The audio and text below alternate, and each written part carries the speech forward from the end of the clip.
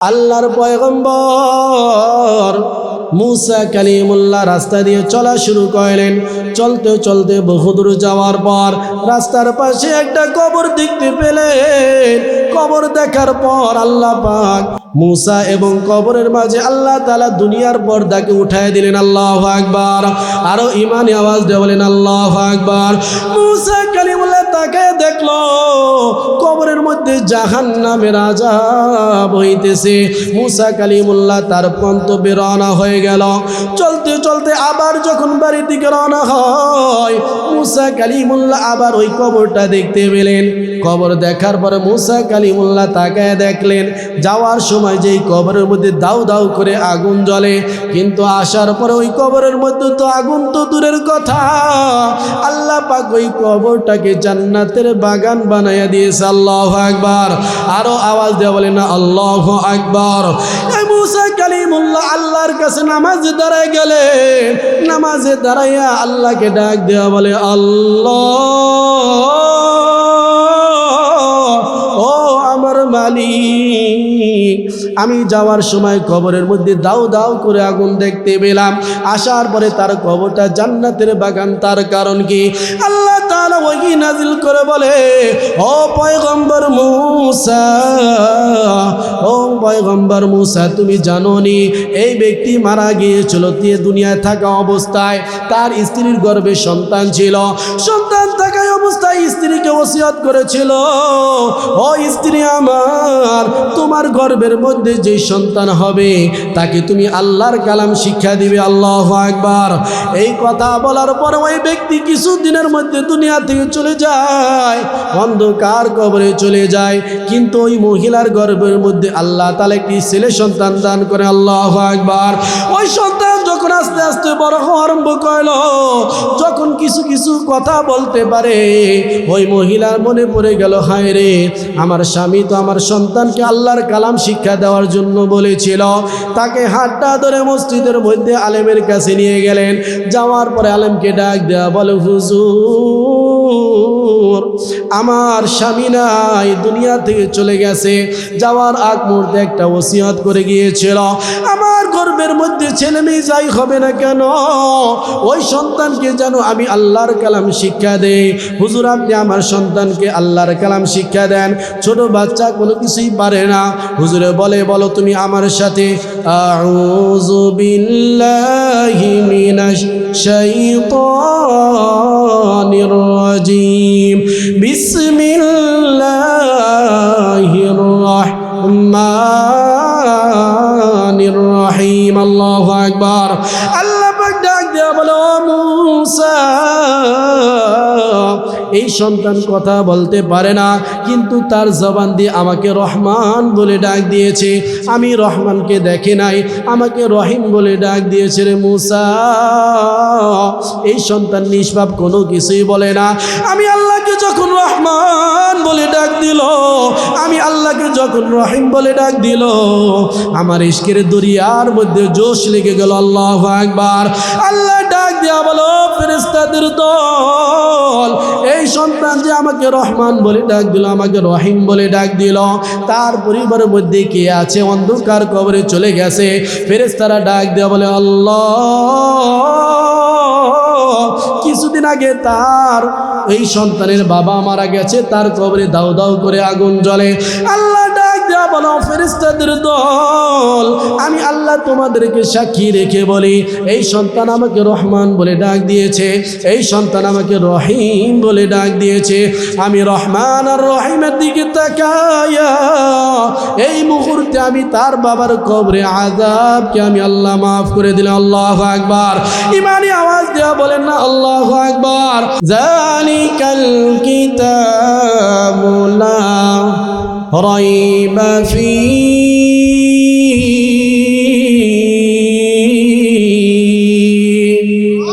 আরো জোরে বলেন না আল্লাহু আকবার।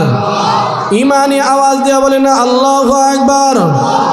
আজকে আমাদের ইমানের অবস্থা হয়ে গেছে এমন, আজকে কোরআনের তেলাওয়াত শুনলে ইমানটা আজকে মজবুত হয় না। তার একমাত্র কারণ হলো আজকে আমাদের মধ্যে আমল নাই, ঠিক কিনা? আজকে যদি আমাদের মধ্যে আমল থাকতো তাহলে তো বাংলাদেশ তো দূরের কথা, সারা বিশ্বের মধ্যে আজকে কোরআনকে নিয়ে কোনো নাস্তিক মুরতাদ কোনো কথা বলার মতো সাহস পেত না, ঠিক কিনা বলেন? আজকে আমাদের এমন অবস্থা হয়ে গেছে, আজকে মুসলমানের এমন হালাত, আজকে একজন মানুষ আমাদের বিরুদ্ধে কোরআনের কথা বিরুদ্ধে বললে, কোরআনের বিপক্ষে বলল, আমাদের শরীরের মধ্যে লাগে না, ঠিক কিনা? কিন্তু আমাদের ঈমান যদি আজকে খালিদ বিন ওয়ালিদ রাদিয়াল্লাহু তাআলার মতো হতো, ওমর ফারুক রাদিয়াল্লাহু তাআলার মতো হতো, তাহলে বাংলার জমিনে কোনো নাস্তিক বেঈমান কথা বলার মতো সাহস পেত না, ঠিক কিনা? আরো আওয়াজ দেওয়া বলতে হবে, ঠিক কিনা? এই কারণে আমার আল্লাহ তাআলা বলে, আলিফ লাম মিম যালিকাল কিতাবু লা রাইবা ফীহি।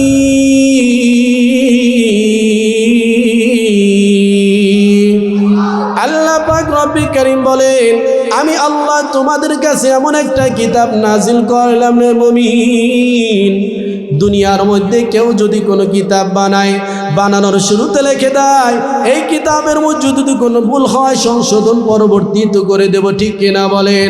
কিন্তু আমার আল্লাহ এমন একটা কিতাব নাজিল করেছেন মুমিন, তার মধ্যে আল্লাহ তাআলা বলে, যালিকাল কিতাবু লা রাইবা ফীহি। ও দুনিয়ার ইমানদারের দল, ও নাস্তিকের গোষ্ঠীরা, তোমরা শুনে নাও, আমি আল্লাহ এমন একটা কিতাব নাজিল করলাম, যেই কিতাবের মধ্যে আমি আল্লাহ শুরুতেই বলে দিলাম এই কিতাবের মধ্যে কোনো তো সন্দেহ নাই, এই কিতাব তো ভুল হওয়ার দূর কথা। ও নাস্তিক বেঈমান, তোমরা যতই পরীক্ষা নিরীক্ষা করো না কেন, এই কালামুল্লাহর মধ্যে কোনো সময় তোমরা ভুল ধরতে পারবে না, ঠিক কিনা বলেন? কারণ এই কোরআন কারীম কে নাজিল করেছেন? আর একটু আওয়াজ দিয়ে বলতে হবে, কে? ওয়া ইন্নাহু লাতানজিলু রাব্বিল আলামিন। আমার আল্লাহ তাআলা বলে, ও দুনিয়ার মানুষের দল, তোমরা শুনে নাও, আমি আল্লাহ এই কোরআনটাকে কেমন করে নাজিল করেছি জানোনি? আপনারা যদি কোরআনকে প্রশ্ন করেন, কোরআন উত্তর দিতে পারে কিনা? আর একটু আজর পারেন কিনা? কোরআনকে যদি আপনি উত্তর দিয়ে প্রশ্ন করে, ও কোরআন বলো এই কোরআনটা কে নাজিল করেছে? কোরআন উত্তর দিয়ে বলে, ওয়া ইন্নাহু লাতানজিলু রাব্বিল আলামিন। ও দুনিয়ার মুমিনের দল, তোমরা শুনে নাও, এই কোরআন কে নাজিল করেছে জানোনি? যে আল্লাহ আসমান বানাইছে, জমিন বানাইছে, যে আল্লাহ চন্দ্র সূর্য নগর কলম বানাইছে, ওই আল্লাহ আমি কোরআনকেও বানাইছে। সুবহানাল্লাহ বলেন। আর একটু আওয়াজ দিয়ে বলা যাবে সুবহানাল্লাহ। আপনি যদি কোরআনকে এখন জিজ্ঞাসা করে বলে, ও কোরআন বলো, বুঝতে পারলাম তোমাকে আল্লাহ বানাইছে, এখন তুমি কোরআন বলো তোমার বাড়ি কোথায়? কোরআন উত্তর দিয়ে বলে, বাল হুয়া কুরআনুম মাজিদ ফি লাউহিম মাহফুজ।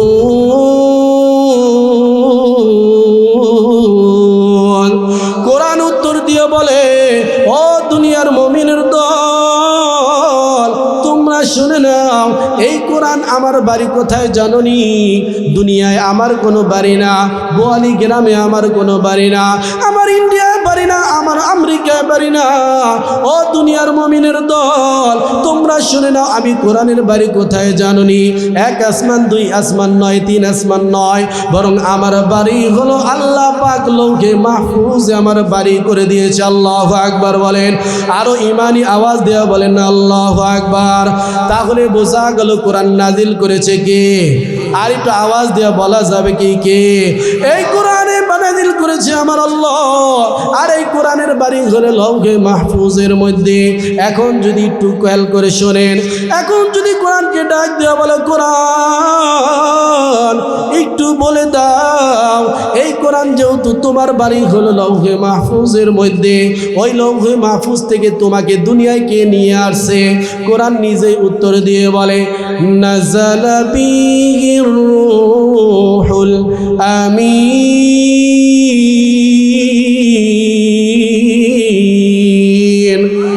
একটু ইমানি আওয়াজ দিয়ে বলেন আল্লাহু আকবার।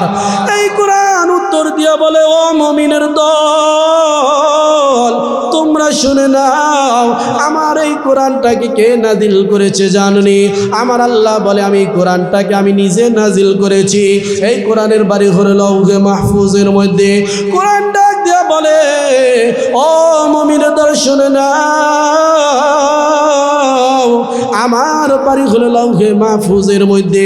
নাযালা বিহির রূহুল আমিন, ওই লৌহে মাহফুজ থেকে দুনিয়া আমি নাজিল করেছি, সাধারণ কোনো মানুষ নয়, বড় আল্লাহ তাআলা রূহুল আমিন সম্মানিত ফেরেশতা জিবরাইল ওই লৌহে মাহফুজ থেকে দুনিয়ায় আমাকে নিয়ে আসছে। আল্লাহু আকবার বলেন, আরো জোরে বলেন না আল্লাহু আকবার। তাহলে বোঝা গেল ওই লৌহে মাহফুজ থেকে দুনিয়ায় জিবরাইল নিয়ে এসেছে। এখন যদি আপনি কোরআনকে ডাক দেওয়া বলেন, ও কোরআন একটু বলে দাও, বুঝতে পারলাম তোমার বাড়ি হলো লৌহে মাহফুজের মধ্যে, তোমাকে জিবরাইল এখানে নিয়ে আসছে, এখন একটু বলে দাও রে কোরআন, তুমি কার উপর অবতীর্ণ হয়েছ? কোরআন নিজেই উত্তর দিয়ে বলে, আল্লাহু আকবার বলেন না, আর একটু জোরে বলেন আল্লাহু আকবার। আরে ভাই কত মজার, কত মজার। কোরআনকে আপনি প্রশ্ন করেন আর কোরআন নিজেই উত্তর দেয়। আরে ভাই যদি কোরআনটা একটু বুঝতে পারতেন, কোরআনটা যদি একটু অর্থ জানতে পারতেন, তাহলে কোরআনের মধ্যে কত মজা, কত মজা। আল্লাহওয়ালারা সবসময় যখন কোরআন পড়তো, 2 রাকাত নামাজের মধ্যে কোরআন তেলাওয়াত করতে করতে কোরআনও কারিম খতম করে ফেলতো। আল্লাহু আকবার। এখন যদি কোরআনকে ডাক দেওয়া বলে, কোরআন এখন একটু বলে দাও, এই কোরআন তুমি কার উপর অবতীর্ণ হয়েছ? কোরআন ডাক দেওয়া বলে, আলা কলবিকা লিতাকুনা মিনাল মুনজিরিন।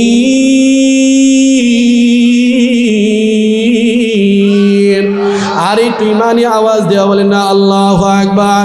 কোরআনকে যদি আপনি ডাক দেওয়া বলো, কোরআন একটু বলে দাও, তোমাকে তো বুঝতে পাইলাম, তোমাকে আল্লাহ বানাইছে, তোমার বাড়ি হলো 7 আসমানের উপর, তোমাকে নিয়ে জিবরাইল এসেছে, কার উপর অবতীর্ণ হয়েছ? কোরআন বলে, আলা কলবিকা লিতাকুনা মিনাল মুনজিরিন। ও মুমিনের দল শুনে নাও, আমাকে মুনজির অত সতর্ককারী অর্থাৎ হলো মুহাম্মদুর রাসূলুল্লাহ সাল্লাল্লাহু আলাইহি ওয়াসাল্লামের উপর আমি কোরআনকে নাজিল করেছি। আল্লাহু আকবার। এখন যদি কোরআনকে ডাক দেওয়া বলো, কোরআন একটু তুমি বলে দাও, তোমাকে তো আল্লাহ নাজিল করেছে, জিবরাইল দুনিয়াতে নিয়ে আসছে, মুহাম্মদের উপর তুমি অবতীর্ণ হয়েছ, ও কোরআন একটু বলে দাও, তোমাকে কোন মাসে এই কোরআনটা নাজিল করেছে? কোরআন উত্তর দিয়ে বলে, শাহরু রমাদানাল্লাযী উনজিলা ফীহিল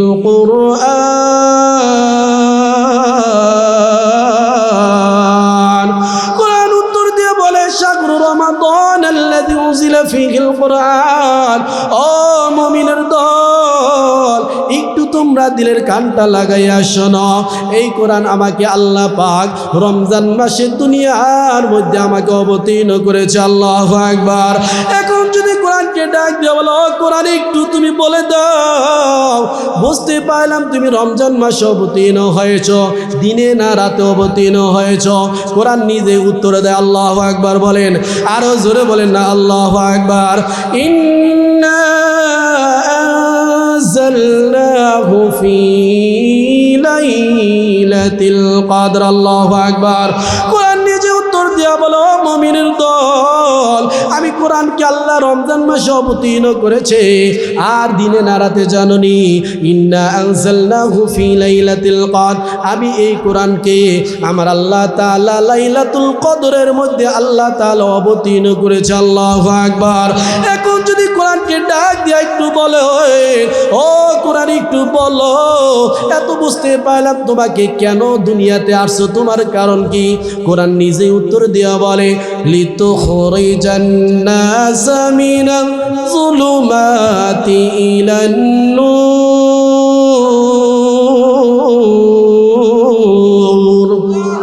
কোরআন নিজে উত্তর দিয়ে বলে লিতুখরিজান নাসা মিনাজ যুলুমাতি ইলান নূর। ও মুমিনের দল তোমরা শুনে নাও, আমি আল্লাহ কোরআনকে কেন বানাইছে জানোনি? যারা অন্ধকারের মধ্যে আছে, যারা গুনার মধ্যে আছে, ওই সমস্ত গুনাহগার বান্দাগুলোকে আমি আল্লাহ পাকের হুকুমে আমাকে যদি কোরআন মানে, এই কোরআন মানার দ্বারা অন্ধকার থেকে আলোর দিকে আমি কোরআন আনবো। আল্লাহু আকবার। আরো ইমানি আওয়াজ দেওয়া বলেন না আল্লাহু আকবার। এখন যদি আপনি কোরআনকে ডাক দিয়ে বলো কোরআন একটু তুমি বলে দাও, আমরা যদি তোমাকে মানি আমাদের লাভ না লস? কোরআন নিজেই উত্তর দিয়ে বলে ফামান তাবিআ হুদায়া ফালা খাউফুন আলাইহিম ওয়ালা হুম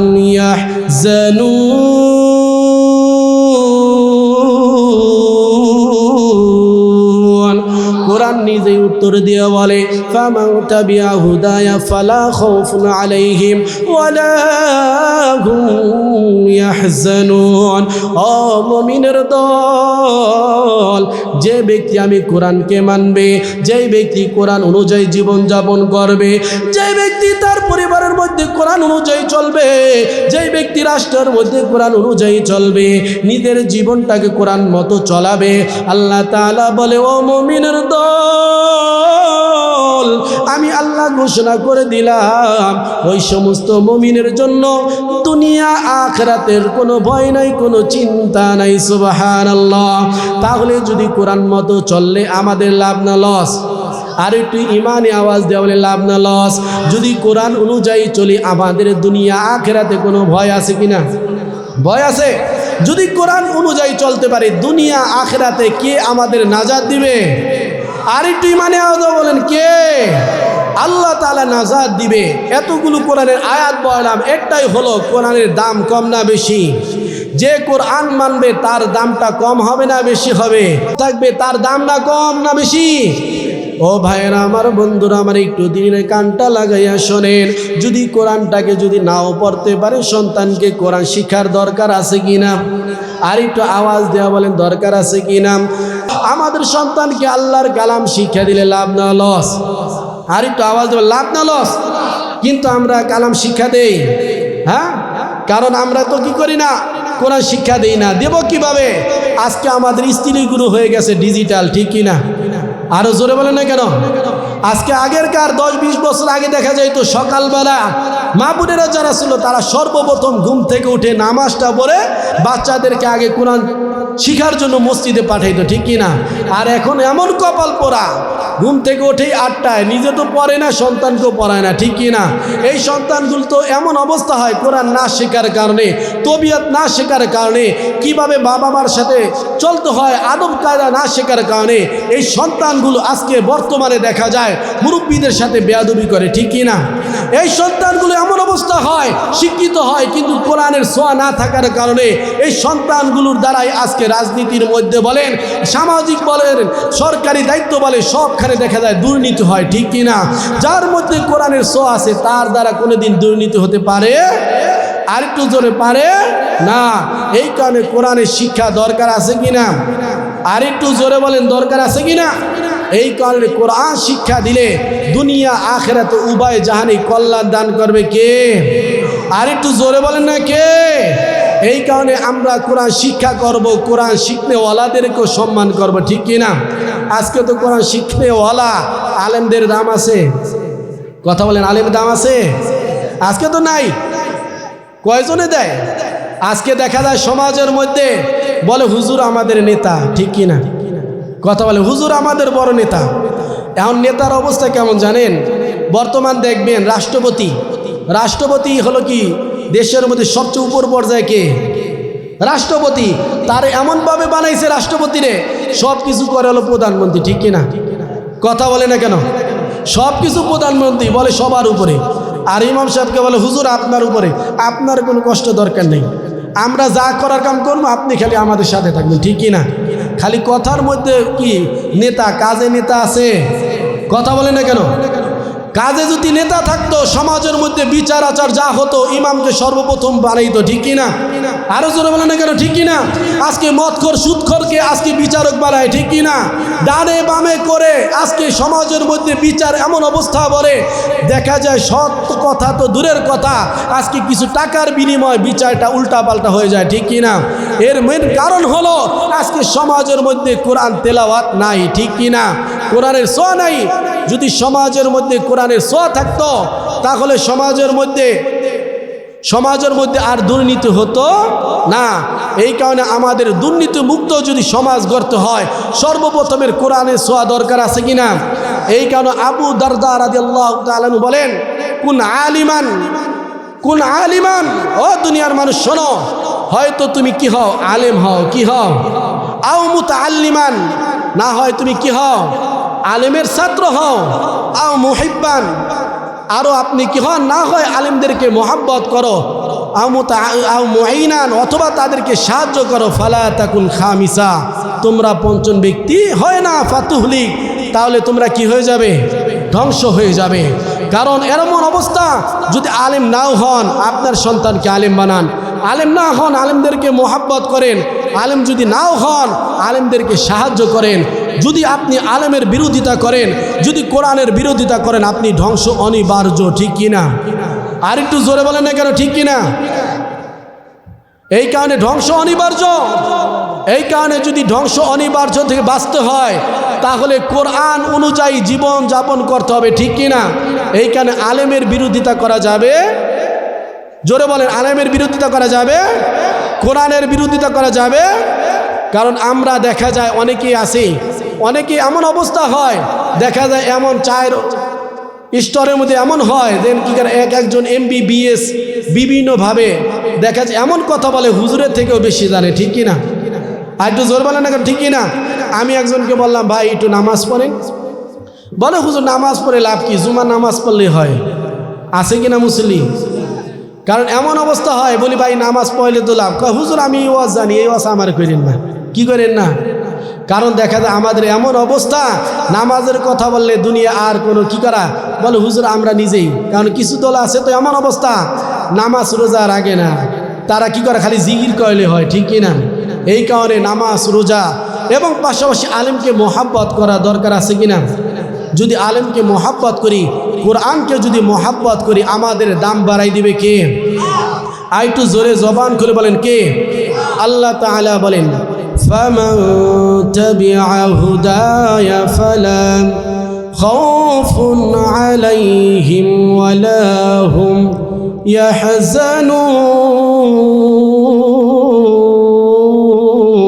ইয়াহজানুন। আল্লাহ পাক রব্বে কারীম ডাক দিয়া বলে, ও মুমিনের দল, ফামান তাবিআ হুদায়া ফালা খাউফুন আলাইহিম ওয়ালা হুম ইয়াহজানুন, যারা তোমরা কোরআন অনুযায়ী দুনিয়া আখিরাতে চলবা, আমি আল্লাহ তোমাদের ঘোষণা করে দিলাম, দুনিয়া আখিরাতে আমি আল্লাহ তোমাদের কোনো টেনশন নাই, তোমাদের কোনো ভয় থাকবে না। মৃত্যুর পর যখন কবরে চলে যাবা, কবরে যাওয়ার পরে আমি আল্লাহ তাআলা ঘোষণা করে দিলাম, কবরের মধ্যেও তোমাদের ভয় থাকবে না, আমি আল্লাহ তাআলা কবর থেকে বাঁচাবো। এই কারণে কবর থেকে বাঁচতে হলে আমাদের কোরআনকে মোহাব্বত করা দরকার, আছে কিনা? আরো একটু আওয়াজ দিয়ে বলেন, দরকার আছে কিনা? কোরআনকে কেমন মোহাব্বত করব?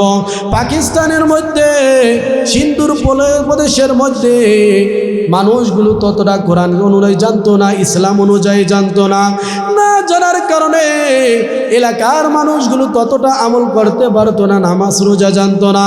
কিন্তু তাদের মধ্যে একজন আল্লাহওয়ালা ছিল, 5 ওয়াক্ত নামাজ পড়তো। সকালবেলা যখন হতো, ফজরের নামাজ পড়ার পরে টেবিলের উপর থেকে একটা কোরআন বের করত, কোরআনটা বের করে নিয়ে বের হয়ে যাইতো।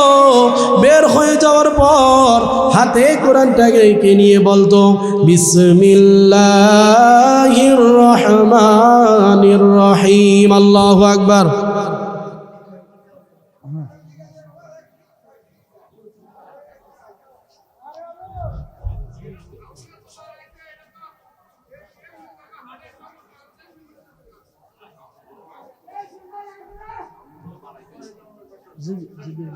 লা ইলাহা সবাই লা ইলাহা ইল্লাল্লাহ, লা ইলাহা ইল্লাল্লাহ।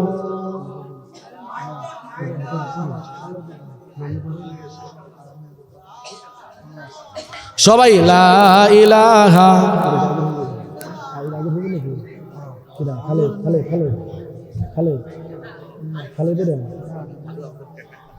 লা ইলাহা ইল্লাল্লাহ, লা ইলাহা ইল্লাল্লাহ, লা ইলাহা ইল্লাল্লাহ। সবাই জোরে লা ইলাহা, জোরে লা ইলাহা,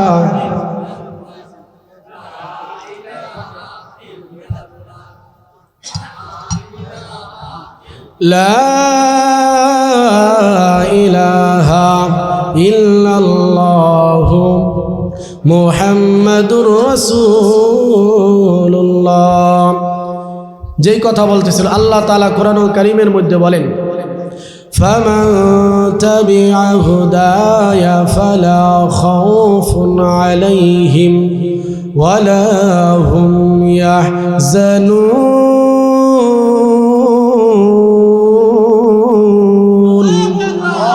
আল্লাহ পাক রব্বে কারীম কোরআনুল কারীমের মধ্যে বলেন, ফামান তাবিআ হুদায়া, ও মুমিনের দল তোমরা যারা আমি আল্লাহ তাআলার কোরআন অনুযায়ী দুনিয়া আখিরাতে চলবা, আমি আল্লাহ দুনিয়া আখিরাতে তোমাদের কোনো টেনশন নাই। সুবহানাল্লাহ বলেন। এই কারণে কোরআনকে মুহাব্বত করলে কেমন লাভ? পাকিস্তানের মধ্যে সিন্ধুর এলাকার মধ্যে এলাকার মানুষগুলো যদিও কোরআন জানতো না, কিন্তু তাদের মধ্যে কোরআন ভালো করে কেউ বুঝতো না। এলাকার মধ্যে একজন আল্লাহওয়ালা ছিল যে 5 ওয়াক্ত নামাজি, কি 5 ওয়াক্ত নামাজ আদায় করত, কিন্তু ওই ব্যক্তি কোরআন পড়তো না। প্রতিদিন ফজরের নামাজের পর আল্লাহ পাকের কালাম নিয়ে বের হয়ে যাইত।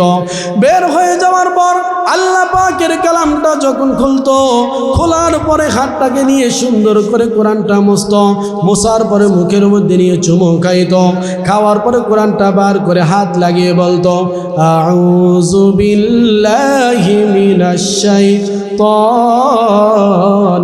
রাজিম, বিসমিল্লাহির রহমানির রহিম। ওই আল্লাহর ওলি প্রতিদিন কোরআন কারীম তেলাওয়াত করত, কিন্তু কোরআন কারীম ভালো করে বুঝতে পারতো না। কিন্তু বোঝার পরে বলতো, হাতটা লাগায় আউযুবিল্লাহ বিসমিল্লাহ পড়তো, আর হাতটা লাগায় বলতো, এ বি রব কি বাত হে, A B সচ্চি hey, A Mary রব কি বাত হে, এ বি সচ্চি হে। এটা আমার রবের কথা, এটা সত্য, এটা আমার রবের কথা, এটা সত্য। ওই ব্যক্তি কোরআন কারীম তেলাওয়াত করতে আর চোখের পানি ফালাইতো, আর আল্লাহর কাছে ডাক দিয়ে বলতো, আল্লাহ, যদিও আমি আল্লাহ কোরআন পড়তে পারি না, আল্লাহ আমি যদি কোরআনটা নাও পড়তে পারি, আল্লাহ তোমাকে মহব্বত করি, তোমার কোরআনটাকে মহব্বত করি। ওই ব্যক্তি দেখা গেল কিছুদিন পরে ওই লোকটা মারা গেল। মারা যাওয়ার পরে এলাকার মানুষ যখন তার লাশটা গোসল করানো হলো, গোসল করানোর পরে এলাকার মধ্যে মানুষগুলো তার জানাজাটা পড়াতে পারবে না এমন কোনো আলেম নাই, এলাকার মানুষ জানাজার পড়াইতে পারে না। মানুষগুলো তার গোসল করানোর পরে কাফন দাফনটাকে তারা রাস্তার মধ্যে রাখলো। রাস্তার মধ্যে রাখার পর এলাকার মানুষ চিন্তা করলো, রাস্তা দিয়ে যদি কোনো আলেম যায় তাকে দিয়ে জানাজার পড়াবে। অনেকক্ষণ দাঁড়ানোর পরে হঠাৎ করে একজন সরকারি চাকরিজীবী সাইকেল পেট্রোল দিতে দিতে ওই সামনে দিয়ে গেল। যাওয়ার পরে এলাকার মানুষকে জিজ্ঞাসা করলো, ও ভাই আপনারা এখানে কেন এই লাশটাকে নিয়ে দাঁড়ানো আছেন, তার কারণ কি? এলাকার মানুষ বলল, আমরা এতটাই নির্বোধ, আমরা এই ব্যক্তির জানাজাটা পড়ানোর মতো আমাদের কেউ নাই। যদি আমরা দাঁড়ানো কোনো আলেম গেলে তাকে দিয়ে জানাজাটা পড়াবো।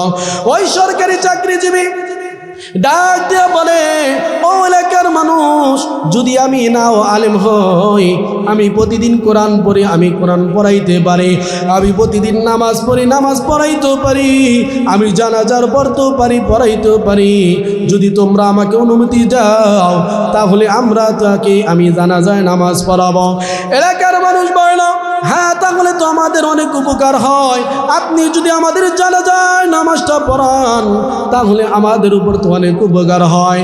ওই ব্যক্তি এলাকার মানুষদেরকে নিয়ে জানাজায় নামাজটা শুরু করলো। জানাজায় নামাজ পড়ানোর পরে ওই ব্যক্তি আবার সরকারি চাকরিজীবী তার কাজের দিকে রওনা হয়। কিছু দূর পরে যাওয়ার পরে আবার বাড়ির দিকে আসলো, এলাকার মধ্যে আসলো। আসার পরে সরকারি চাকরিজীবী তাদেরকে ডাক দেওয়া বলে, ওই এলাকার মানুষ, আমরা তো মনে করি তোমরা মনে হয় জানাজার পারো না, মনে হয় এই ব্যক্তিকে কবরের মধ্যে রাখবা, ভালো করে তোমরা রাখতে পারবা না। যদি তোমরা আমাকে অনুমতি দাও তাহলে আমরা এই ব্যক্তিকে আমি নিজে কবরের মধ্যে রাখবো, তাকে দাফন আমরা নিজেই করব। এলাকার মানুষ বলো, তাহলেও তো অত্যন্ত ভালো হয়, এই কাজ করলে আমাদের উপর আপনার এহসান হবে। এই কথা বলার পর ওই ব্যক্তি কবরে নিয়ে লাশটা দাফন করল, মাটি চাপা দিয়ে তার কাজের দিকে রওনা হয়। কিছু দূর পরে যাওয়ার পরে দেখলো তার সরকারি কার্ডটা নাই। কার্ডটা না থাকার কারণে ওই মানুষ চিন্তায় পড়ে গেল, হায় রে, যদি আমার কার্ডটা না থাকে তাহলে মনে হয় আমার চাকরিটা চলে যাবে। ওই সরকারি চাকরিজীবী তার কার্ডটা খোঁজা শুরু করলো। খুঁজতে খুঁজতে এলাকার মধ্যে আসার পর এলাকার মানুষদেরকে ডাক দেওয়া বলে, ভাই আমার তো এই কার্ডটা নাই, আমার যদি কার্ডটা না থাকে আমার চাকরি চলে যাবে। আমার কেমন যেন মনে হয় এই ব্যক্তিকে আমি কাফন দাফন করার পরে কবরের মধ্যে রাখার সময় আমার এই কার্ডটা পড়ে গেছে, যদি তোমরা আমাকে অনুমতি দাও তাহলে কবরটা খনন করে আমি তার কার্ডটা বের করব। এলাকার মানুষ বলো, ভাই যদি একটা জায়েজ থাকে তাহলে আপনি করেন। ওই সরকারি চাকরিজীবী বলে, হ্যাঁ জরুরত মতো জায়েজ আছে। এই কথা বলার পরে এলাকার মানুষগুলোকে নিয়ে যখন কবরস্থানের মধ্যে গেলেন, যাওয়ার পরে কবরটা যখন মাটিটা সরানো শুরু করলো, মাটিটা সরাতে শুরু করার পর যখন কাঠটা বের হলো, কাঠটা বের হওয়ার পরে ওই কবর থেকে আল্লাহ পাক রব্বে কারীম মিশকে আম্বারের ঘেরান এলাকার মধ্যে ছড়ায় দিল। আল্লাহু আকবার বলেন, আর ইমানি আওয়াজ দিয়ে বলেন আল্লাহু আকবার। যখন এলাকার মানুষগুলো বলা শুরু করলো, সরকারি চাকরিজীবী বলল, ভাই তোমরা কি এই কবরের মধ্যে কোনো মিশকে আম্বার ছড়াইছো কিনা? এলাকার মানুষ বলে, না আমরা তো মিশকে আম্বার ছড়াই নাই। ওই ব্যক্তি সরকারি চাকরির বাসটা যখন উঠাইল, একটা দুইটা করে বাসটা উঠানোর পরে কবরের মধ্যে তাকে দেখলো যেই কবরের মধ্যে লাশটা রাখা ছিল, কিন্তু কবরের মধ্যে তাকানোর পরে দেখতে পেল আল্লাহ পাক ওই কবরটার মধ্যে এমন অবস্থা করলো, গোলাপ ফুলের কাঁচা পাপড়ি গুলো দ্বারা আল্লাহ তাআলা কবরটাকে ভরপুর করে দিল। আল্লাহু আকবার, আরো জোরে বলেন না আল্লাহু আকবার। এই অবস্থায় দেখার পরে ওই ব্যক্তি সরকারি চাকরিজীবী ডাক দেওয়া বলো, ভাই এখানে আমি যাওয়ার পরে এখানে কি হলো? আল্লাহ পাক তাকে এত সম্মান দান করলো, তার কারণ কি? এই কথা বলার পরে এলাকার মানুষ বলো, আমরা তো জানি না এই ব্যক্তি ভালো ছিল, এটাই জানি। এই কথা বলার পরে এলাকার মানুষ বলল, যদি আপনারা এই ঘটনা জানতে চান তাহলে তার মেয়ের কাছে যান, তাহলে তার মেয়ে এই কথার উত্তর দিতে পারবে। সরকারি চাকরিজীবী তার মেয়ের কাছে গেল, যাওয়ার পরে বলে, মা তোমার বাবাকে আমি নিজের হাতে মাটি চাপা দিয়েছি। আমার যখন কাঠটা খুঁজতে গেলাম কবরের মধ্যে আমি ফুল দেখতে পেলাম, এত সম্মান আল্লাহ তাআলা তাকে কেমন করে দান করেছে। মা যদি তুমি একটু আমাকে বলে দাও তাহলে আমার মনটা অনেক শান্ত হয়ে যাবে। মেয়ে ডাক দিয়ে বলে, ও ভাই আমি জানি না, কিন্তু আমার বাবা প্রতিদিন 5 ওয়াক্ত নামাজ পড়তো, কিন্তু ফজরের সময় প্রতিদিন আল্লাহর কালাম হাতে নিয়ে প্রতিদিন সুন্দর করে কালামটাকে মোছার পরে নিজের বুকের মধ্যে লাগাইত, মুখ দ্বারা চুমু খেত, আর কোরআনটা বের করে কোরআন পড়তে পারতো না, কিন্তু প্রথমে বলতো বিসমিল্লাহির রহমানির রহিম, হে ভি মেরে রব কি বাত হে, A V সচ্চি hey, hey Mary রব কি বাত হে, এ ভি সচ্চি হে। ওই ব্যক্তি বলে, প্রতিদিন আমার বাবা সকালবেলা কোরআন না পড়তেও ভালো প্রতিটা আঙ্গুল ধরে কোরআন পড়ার মতো করে পুরা কোরআনটাকে আমার বাবা পড়তো। ওই সরকারি চাকরিজীবী ডাক দিয়ে বলে, ও মা আমার আর বুঝতে বাকি নাই, এই মুহূর্তে আমি বুঝতে পারলাম তোমার বাবাকে আল্লাহ এত বড় সম্মান দিয়েছে একমাত্র কারণ হলো কোরআনকে না পড়ার কারণেও, কোরআনকে ভালোবাসার কারণে আল্লাহ তাআলা তোমার বাবার কবরটাকে জান্নাতের বাগান বানায়া দিয়েছে। আল্লাহু আকবার, আরো জোরে বলেন আল্লাহু আকবার। যদিও আমরাও যদি কোরআনকে যদি নাও পড়তে পারি, কোরআনকে মহব্বত করলে দুনিয়া আখিরাতে সম্মান দান করবে কে? আর একটু জবান খুলে বলেন না কে? এই কারণে কোরআন পড়া দরকার আছে কিনা, নাকি কোরআন উপরে রেখে দেব? হ্যাঁ, আমাদের অবস্থা কি? বলি ভাই বাড়িতে কোরআন আছে, বলে হুজুর আছে। কি আছে? আছে। এমন অবস্থা হয় কোরআনের, মাঝে মাঝে আমাদের কাছে কোরআন নিয়ে আসে, হুজুর এই কোরআনটা বাড়ির মধ্যে পড়ে আছে, এটা আপনারা মসজিদে রাখেন। এমন অবস্থা দেখা যায়, গুনে খেতে খেতে এমন অবস্থা, পুরান এটা মসজিদে রাখার মতো নয়। এখন ভাবতেছে ঘরের মধ্যে এই বিপদটা রাইখে লাভ কি, যা মসজিদের মধ্যে দিয়ে দিই। ঠিক কিনা? নাউজুবিল্লাহ বলেন না? আজকে আমাদের সমাজের অবস্থা হলো কোরআনের তো তেলাওয়াত নাই, কোরআনটা বাড়ির মধ্যে রাখে, কোরআনটা কি করে উপরের মধ্যে রাখে, রাখার পরে ময়লা পড়তে পড়তে পড়তে পড়তে আস্তে আস্তে কোরআনটা নষ্ট হয়ে যায়। কিন্তু গজবের টিভি, গজবের মোবাইলটা প্রতিদিন পরিষ্কার করে। ঠিক কি না? আর একটু জোরে বলেন না কেন? ঠিক কি না? এই কারণে কোরআনকে আমরা দূরে সরার কারণে আজকে সমাজের মধ্যে বিপদ আপদ কম না বেশি? আরো জোরে বলে না, কম না বেশি? প্রত্যেকটা ঘরের মধ্যে কোরআনকে মহব্বত না করার কারণে প্রত্যেকটা ঘরের মধ্যে আগুন জ্বলে। প্রত্যেকটা ঘরের মধ্যে কি জ্বলে? আগুন জ্বলে। আজকে সন্তান কথা শোনে না, বাবা সন্তানের কথা শোনে না, মা সন্তানের কথা বললে সন্তান কথা শোনে না। তার একমাত্র কারণ হলো সন্তানকে কোরআন শিক্ষা দিতে পারি নাই। ঠিক কিনা? যারা কোরআন শিক্ষা দেয় নাই আর যারা শিক্ষা দেওয়ার চেষ্টাও করি, দেখার পরে মনে হয় মাদ্রাসা মক্তব অথবা যদি প্রাইভেটও পড়ায় তাহলে দেখা যায় সিসি ক্যামেরা ফিট করে। ঠিক কিনা? কথা বলে না কেন? বাংলা প্রাইভেট পড়াইলে সপ্তাহে 5 দিন, মাসে 5 দিন, তার বেতন দেয় 5,000 10,000 টাকা। ঠিক কিনা? একটু জোরে বলে না কেন? আর আজকে প্রাইভেট যদি কোরআন পড়ায় তাহলে 500 টাকা দিলে বলে হুজুর এত টাকা দেওয়া লাগে কেন, কোরআনে এত টাকা। ঠিক কিনা? তাহলে তার কাছে বাংলার দাম বেশি, কোরআনের দাম কম। ঠিক কিনা? আবার বলে সপ্তাহে 30 দিন পড়াইতে হবে, একদিন না পড়াইলে হুজুর আমার ছেলের পড়ার নেই কেন। ঠিক কিনা? কারণ কোনো জায়গায় তো চান্স পায় না, মসজিদে এসে হুজুরের উপরে ঝাড়ে। ঠিক কিনা? কারণ মুরব্বী কিছু আছে সমাজের মধ্যে, দেখবেন বাড়িতে বউর সাথে ঝগড়া করে আর মসজিদের মধ্যে আসে, আসার পরে দেখে কোন দিকে কোনো সমস্যা আছে, ডাইনে টাকায় বামে টাকায়, আর বসার পরে তো কোনো কথাই নাই, বসার পরে বলে বুড় করতেই থাকে আর বলে হ্যাঁ মুয়াজ্জিন সাহেব এখানে ময়লা কেন আপনি দেখেন না, বলে কিনা? আরো জোরে বলে না, বলে কিনা? এই সমস্ত মুসল্লি তার কারণ হলো ঘরের মধ্যে তো জায়গা পায় না, মসজিদে এসে মাতবাড়ি দেখায়। ঠিক কিনা? দেখবেন মসজিদের মধ্যে চাইরা না টাকা দেয় না, কিন্তু বড় কথা কবে সবার থেকে বেশি। ঠিক কিনা? এই কারণ হলো একমাত্র হলো তার মধ্যে আদর্শবান কোনো শিক্ষা নাই। ঠিক কিনা? আবার কিছু মুসল্লির তো কথাই নাই, মসজিদে আসার পরে বড় সাহেব হয়ে যায়, চেয়ারের মধ্যে নামাজ পড়ে আর পাওটা ঝুলায়। ঠিক কিনা? কথা বলে না কেন?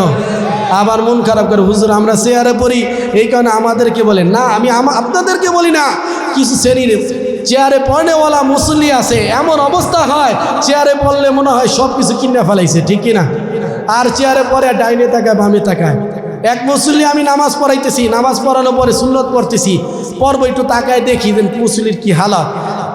এখন দেখি চেয়ারের মধ্যে নামাজ পড়ে আর বাচ্চা পাশে তার, এখন বাচ্চা তোর দুষ্টামি করে। ঠিক কিনা?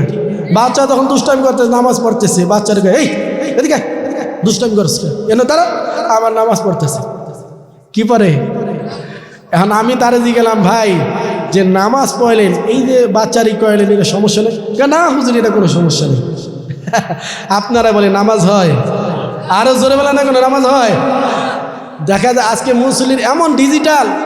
আমার এক মুসল্লি ছিল, দেখা যায় সভাপতি মসজিদের, কি মসজিদের সভাপতি, রমজান মাস ফজরে যখন কি করা সাহারি খাওয়ার সময় দেখা যায় মসজিদের মধ্যে ঢুকছে, ঢোকার পরে নামাজ শেষ হওয়ার পরে দেখতেছি ফজরের নামাজের পরে সভাপতি সাহেব মুখ চলে, কি চলে?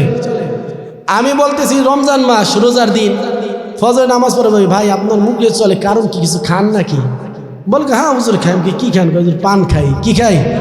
আমি কি পান খান তাই রোজা হয়? আর কি কন হুজুর, রোজা নামাজ তো সবই হয়। আমি কিরকম? কয় হুজুর আমি তো কি করা সাহারি খাইছি, কি শেষ হওয়ার আগেই আমি মুখের মধ্যে পান ঢুকাইছি, ঢোকানোর পরে আমি তো যতক্ষণ চাবাইতে পারি সমস্যা নাই। আমি বলে কয় হুজুর কি আর রোজা হয় না? আমি কি কন, রোজা একটার জায়গায় 2টা হয়। ঠিক কিনা? আছে কিনা মুসল্লি?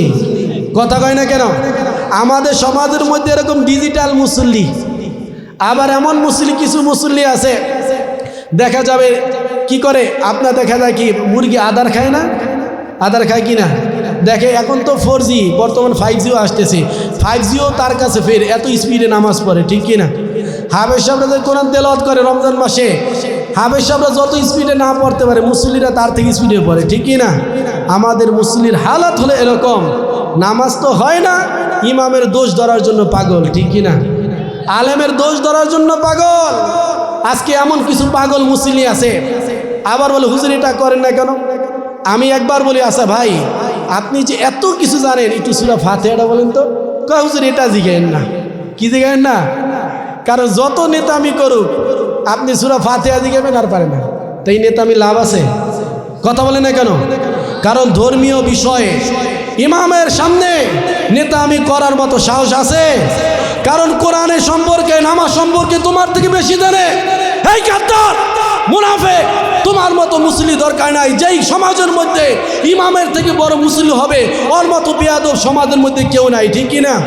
এই কারণে এরকম মুসল্লি সমাজের মধ্যে যারা থাকবে তাদেরকে সাইজ করা দরকার আছে কিনা? আরো জোরে বলেন, সাইজ করা দরকার আছে কিনা? যেই কমিটি, যেই সভাপতি সেক্রেটারি ইমামের বিরুদ্ধে যাবে ওর মতো কুলাঙ্গার সভাপতি দরকার নাই, ঠিক কিনা? আরো আওয়াজ দিয়ে বলেন না কেন, দরকার নাই, ঠিক কিনা? আলহামদুলিল্লাহ আমাদের সমাজ তার ব্যতিক্রম, ঠিক কিনা? আমাদের সমাজের মধ্যে দেখা যায় এরকম মুসল্লি নাই, ঠিক কিনা? আছে? আমাদের সমাজ ভালো, বাহিরের সমাজে বললাম। এই কারণে বলতেছি ভাই, কোরআন পড়নেওয়ালার দাম কম না বেশি? আল্লাহ নবী হাদিস শরীফের মধ্যে বলেন খয়রুকুম মান তাআল্লামাল কুরআনা ওয়া আল্লামা। ও দুনিয়ার মানুষ তোমরা শুনে নাও, তোমাদের মধ্যে সবচেয়ে দামি ব্যক্তি কি জানোনি? তোমাদের মধ্যে সবচেয়ে দামি ব্যক্তি হলো যে কোরআন পড়ে এবং কোরআন শিক্ষা দেয়। সমাজের মধ্যে সবচেয়ে দাম হলো তার। সুবহানাল্লাহ, আরো জোরে বলেন না সুবহানাল্লাহ। কেমন দাম? আল্লাহ নবী হাদিস শরীফের মধ্যে বলেন যে সন্তান হাফেজ কোরআন হবে এবং এই কোরআন অনুযায়ী আমল করবে, ওই সন্তান কিয়ামতের ময়দানে যাদের জাহান্নাম ওয়াজিব, যাদের জন্য জাহান্নাম আল্লাহ বরাদ্দ করে দিয়েছে, ওই সমস্ত 10 জন জাহান্নামীকে শাফায়েত করে, একজন হাফেজ কোরআন 10 জন জাহান্নামীকে আল্লাহর সাথে সুপারিশ করে জান্নাতে নিয়ে যাবে।